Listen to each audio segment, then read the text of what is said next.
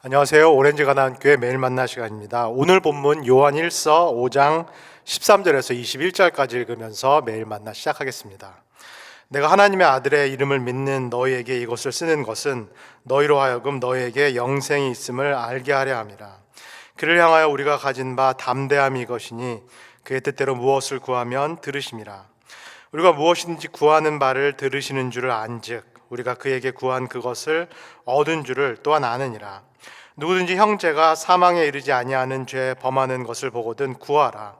그리하면 사망에 이르지 아니하는 범죄자들을 위하여 그에게 생명을 주시리라. 사망에 이르는 죄가 있으니 이에 관하여 나는 구하라 하지 않노라. 모든 불의가 죄로되 사망에 이르지 아니하는 죄도 있도다. 하나님께로부터 난 자는 범죄하지 아니하는 줄을 우리가 아노라. 하나님께로부터 나신 자가 그를 지키심에 악한 자가 그를 만지지도 못하느니라. 또 아는 것은 우리는 하나님께 속하고 온 세상은 악한 자 안에 처한 것이며, 또 아는 것은 하나님의 아들이 이르러 우리에게 지각을 주사 우리로 참된 자를 알게 하신 것과 또한 우리가 참된 자 곧 그의 아들 예수 그리스도 안에 있는 것이니 그는 참 하나님이시요 영생이시라. 자녀들아, 너희 자신을 지켜 우상에게서 멀리하라. 오늘이 제가 요한일서를 설교하는 매일 만나는 마지막 날입니다. 신년에 제가 창세기 본문으로 설교를 했고 어제 처음으로 요한일서를 나누었는데 오늘이 요한일서를 마치는 마지막 날이 되겠습니다. 그러나 내일 토요 예배에서 제가 요한 2서를 가지고 또 설교를 하게 됩니다. 그래서 마지막으로 한 번 더 요한 서신서들에 대해서 나눌 수 있는 그런 기회가 있습니다. 어제 매일 만나를 들으신 우리 성도님들, 그리고 오늘 이 매일 만나를 들으시는 성도님들은 내일 토요 예배까지 함께 말씀을 들으시면 참 좋겠습니다. 어제 함께 나눴던 요한 1서 5장의 앞부분에서는 우리가 예수 그리스도를 믿을 때 얻을 수 있는 여러 가지 영적인 유익들에 대한 말씀이었습니다. 어떤 유익들을 우리가 얻을 수 있는지 혹시 기억이 나시는지요? 예수를 나를 위한 그리스도, 나를 위해 이 땅에 오신 하나님의 아들로 믿을 때 우리는 하나님 안에 거하게 된다. 하나님 안에서 살 수 있는 유익을 누리게 됩니다. 두 번째로 하나님 안에 살면서 예수 그리스도의 그 능력, 예수께서 죽음을 이기셨고 세상을 이기신 그 능력을 우리가 선물로 받게 됩니다. 그래서 주님의 능력을 통하여서 하나님께서 원하시는 삶, 이웃을 사랑하고 그다음에 하나님의 계명을 지키는 그 삶을 살아갈 수 있다라고 말씀합니다. 그리고 세 번째로 내가 예수 그리스도를 믿었을 때 하나님께서 우리에게 약속하신 그 생명, 영생을 소유하게 됩니다. 하나님과의 친밀한 관계 그리고 친밀한 사귐을 우리가 믿음을 통해서 다시 누리게 된다라는 것을 저희가 어제 말씀을 통해서 함께 나누었습니다. 5장 앞부분에서는 그리스도를 믿음을 통해서 어떤 영적인 유익들을 누릴 수 있는가에 대해서 말씀이 나왔고, 오늘 함께 읽은 구절, 이 5장 후반부에는 마찬가지로 그리스도를 믿음을 통해서 우리가 어떤 영적인 확신들을 얻을 수 있는가, 어떤 담대함을 누릴 수 있는가, 이것에 대한 말씀이 나오기 시작합니다. 우리 13절에서 14절까지를 한번 읽겠습니다. 내가 하나님의 아들의 이름을 믿는 너희에게 이것을 쓰는 것은 너희로 하여금 너희에게 영생이 있음을 알게 하려 함이라. 그를 향하여 우리가 가진 바 담대함이 이것이니 그의 뜻대로 무엇을 구하면 들으심이라. 요한 1서에서 말씀하고 있는 영적인 유익들 그리고 확신들은 이론적인 것이 절대 아닙니다. 실천적인 것이고 실제적인 것이고 우리가 실제로 삶에서 경험할 수 있는 그런 것들입니다. 요한일서 저자는 우리에게 이렇게 말씀합니다. 당신이 그리스도를 정말로 믿고 있다면, 예수 그리스도를 믿고 있고 그가 당신을 위해 이 땅에 오신 하나님의 아들이심을 분명히 믿고 있다라면은 당신은 알아야 된다. 당신은 확신을 가져도 좋다. 믿음을 통하여서 하나님 안에 거하고 있다. 이미 이 땅에서 하나님과의 그 참된 관계, 영생을 누리고 있다. 그리고 이 관계 가운데 중요한 영적인 확신이 있다. 그것이 무엇인가요? 내가 하나님께 기도할 때, 아버지 되신 하나님께 기도할 때 내 기도가 응답되리라는 그 확신, 그 담대함을 가져야 한다라고 요한일서 저자가 우리에게 말씀합니다. 여기서 중요한 질문을 저희가 생각해 볼 필요가 있겠습니다. 우리가 그리스도를 믿음으로써 하나님께 이제부터는 모든 것을 다 구할 수 있다. 우리 기도의 응답에 확신과 담대함을 가져야 된다. 이것은 너무나 중요한 이야기인데 질문은 이것입니다. 그렇다면 우리가 그 어떤 것을 구한다 하더라도 하나님께서 다 응답하신다라는 말씀인가? 내가 원하는 어떤 것들을 다 하나님께 아뢰더라도 하나님께서 내 기도에 응답하신다라는 그런 말씀인가? 제가 14절을 다시 한번 읽어드릴 텐데 이 기도의 확신에 어떤 조건이 있는지 우리 성도님께서 다시 들어보시면 좋겠습니다. 14절입니다. 그를 향하여 우리가 가진 바 담대함이 이것이니 그의 뜻대로 무엇을 구하면 들으심이라. 우리의 기도에 조건이 있나요? 없나요? 조건이 있습니다. 그의 뜻대로 무엇을 구하면 들으십니다. 우리가 기도할 때 응답의 확신을 가질 수 있는 이유는 우리가 나의 뜻, 우리의 뜻대로 기도한 것이 아니라 하나님의 뜻대로 기도했을 때 그렇게 기도한 것에 대해서는 응답의 확신을 가져도 좋다라고 요한일서가 우리에게 말씀합니다. 이 부분이 바로 믿는 사람들의 기도가 무엇인지, 그리스도를 참되게 믿고 있는 사람들의 기도가 무엇인지를 우리에게 알려줍니다. 기도의 시간이라는 것은 나의 뜻을 하나님께 구한다라기보다는 하나님의 뜻을 듣는 시간이다. 내 뜻을 하나님의 뜻, 하나님이 원하시는 바에 조정하는 시간이다라고 할 수 있겠습니다. 이렇게 나의 뜻을 하나님의 뜻에 맞춰가는 그 기도의 시간, 조정해가는 그 기도의 시간에 가장 좋은 그 예가 성경에 어디에 있나요? 누가 이 좋은 모범을 우리에게 보여주셨나요? 바로 우리 구주 예수 그리스도십니다. 예수 그리스도께서 십자가 전날 밤, 이 십자가를 달리시기 전에 이 고난의 잔을 피하게 해달라고 말씀하셨지만 그러나 마지막에 그가 하셨던 기도, 나의 뜻대로 나의 원대로 하지 마옵시고 아버지의 뜻대로 아버지의 원대로 하옵소서. 뜻이 하늘에서 이루어진 것 같이 땅에서도 이루어지이다. 요한 1서가 말씀하고 있는 참된 그리스도인의 기도라는 것은 우리의 뜻을 하나님의 뜻에 조정하는 것, 우리의 뜻을 하나님의 뜻에 순종하는 것. 이렇게 기도했을 때에는 이 기도에 대해서 응답의 확신, 담대함을 가져야 한다라고 요한일서 저자가 우리에게 말씀합니다. 그리스도를 믿는 사람이 가져야 할 두 번째 영적인 확신에 대해서 또 저자가 이렇게 말합니다. 15절입니다. 우리가 무엇이든지 구하는 바를 들으시는 줄을 안즉 우리가 그에게 구한 그것을 얻은 줄을 또한 아는지라. 저는 이 말씀이 우리가 이 땅에서 그리스도인들로서 경험하는, 기도 생활을 할 때 경험하는 실제와 가깝다라는 생각이 듭니다. 우리가 하나님의 뜻에 잇따라서 기도를 한다 할지라도 우리 성도님들, 기도의 응답이 즉각적으로 이루어지는 경우가 많나요? 아니면 기도의 응답이 지체된다라고 느껴지는 경우가 많나요? 내가 분명히 하나님의 뜻에 따라서 기도를 한 것 같은데 아예 기도 응답이 이루어지지 않는다라고 느껴지는 그런 경우도 있으신가요?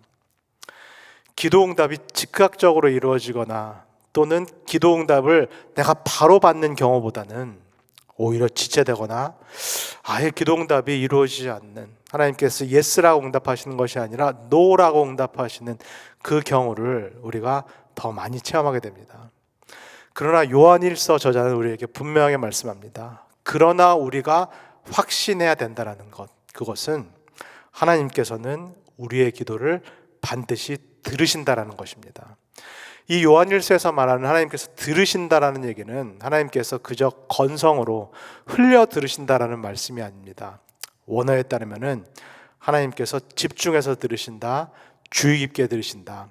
무엇보다도 하나님께서 기쁜 마음을 가지고 들으신다. 기도하는 우리에 대해서 하나님께서 호의를 가지고 기쁜 마음을 가지고 듣고 계신다라는 것을 믿는 자들은 반드시 확신해야 된다.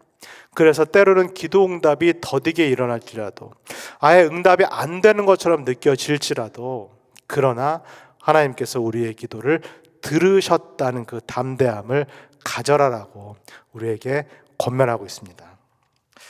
기도 응답의 확신이 요한일서의 저자는 우리 자신을 위한 기도에만 그쳐서는 안 된다라고 한 단계 더 말씀을 합니다.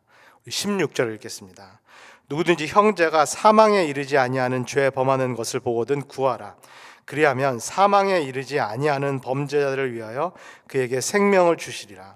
사망에 이르는 죄가 있으니 이에 관하여 나는 구하라 하지 않노라.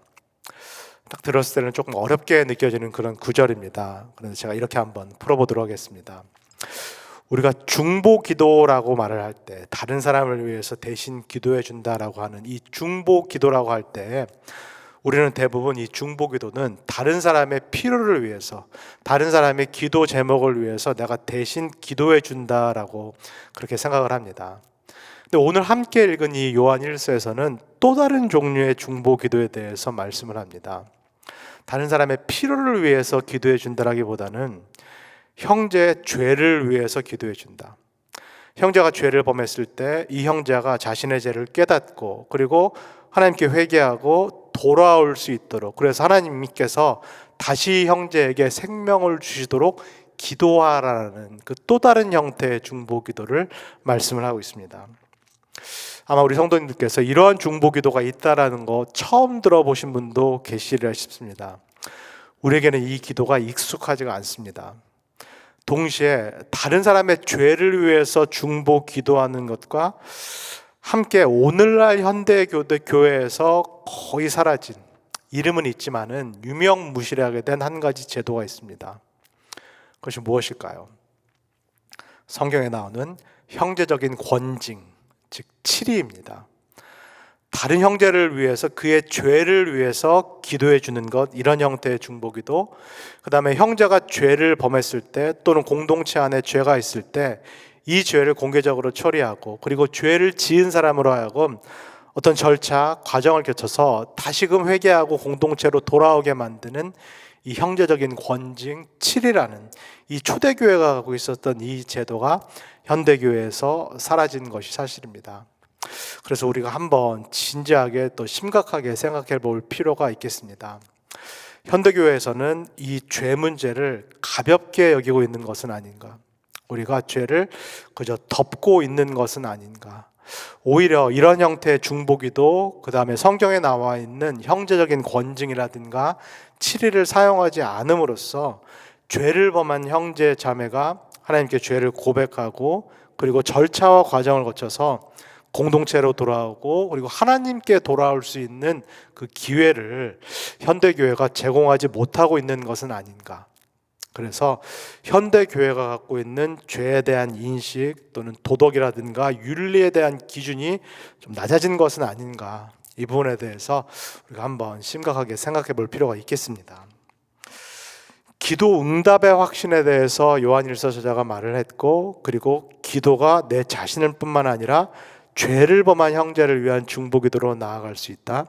그를 위한 기도도 하나님께서 들으신다는 확신을 가져야 된다라고 말씀합니다. 그리고 그 다음에 이렇게 이야기를 합니다. 우리 17절에서 18절을 읽겠습니다.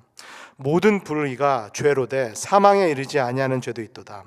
하나님께로부터 난 자는 다 범죄하지 아니하는 줄을 우리가 아노라.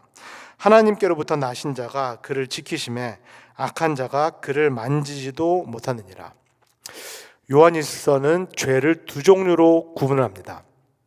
죽음에, 사망에 이르지 않는 죄, 그리고 죽음, 사망에 이르는 죄, 이 두 가지 종류로 죄를 구분합니다. 사망에 이르지 않는 죄를 범한 그 형제와 자매, 계속해서 고의적으로 반복적으로 죄를 짓지 않는 그런 형제 자매를 위해서는 그의 죄 사함을 위해서 중보 기도를 하라라고 권면을 합니다. 그러나 사망에 이르는 죄를 범하고 있는 형제 자매, 그리스도인으로서는 차마 지을 수 없는 그 죄를 고의적으로 반복적으로 그리고 계속적으로 짓고 있는 그 형제 자매에 대해서는 이 죄사함의 중보 기도를 하지 말라라고 권면을 하고 있습니다. 중요한 것은 이것입니다. 사망에 이르는 죄건 아니면 사망에 이르지 않는 죄건 죄는 다 죄다. 불의는 다 불의다라고 말씀합니다. 현대교회와는 달리 이 초대교회가 얼마나 죄 문제에 있어서 심각했는지를, 죄를 가볍게 다루지 않았는지를 우리가 볼 수 있는 중요한 대목이 됩니다. 그리고 이렇게 말을 합니다. 제가 읽겠습니다. 하나님께로부터 난 사람은 범죄하지 않는다. 하나님께로부터 난 사람은 범죄하지 않는다. 이 부분도 우리가 정확히 이해할 필요가 있겠습니다. 예수 그리스도를 믿는 사람은 요한 1서에 따르면 중생한 사람, 거듭난 사람이라고 말씀하는데, 그렇다면 거듭난 사람, 중생한 사람은 이제부터는 죄를 범하지 않는다라는 그런 말씀일까요? 그렇게 보기는 어렵습니다. 앞에서 본 대로 죽음에 이르지 않는 죄, 사망에 이르지 않는 죄, 고의적으로라든가 계속해서 반복해서 짓지 않는, 부지불식간에 실수로 짓는 그런 죄들을 그리스도인들도 이 땅에서는 범한다라는 이야기입니다. 이 땅에서는 그리스도인이 죄에서 완전히 자유로울 수는 없다. 그러나 진정으로 거듭난 그리스도인, 중생한 그리스도인들은 자신이 범죄했다라는 것을 즉각적으로 인식할 수 있고, 똑같은 죄를 범하지 않기 위해서 노력하는 그런 사람이다. 죄가 거듭났거나 중생한 그리스도인은 완전히 장악하지 못한다라는 그런 말씀입니다. 왜 그럴까요? 왜 중생한 그리스도인, 거듭난 그리스도인은 죄가 완전히 이 사람을 장악하지 못할까요? 말씀을 제가 또 그대로 한번 읽어드리겠습니다. 하나님께로부터 나신 자가 그를 지키심에 악한 자가 그를 만지지도 못하느니라. 누가 거듭난 이 중생한 그리스도인들을 지키고 계시기 때문인가요?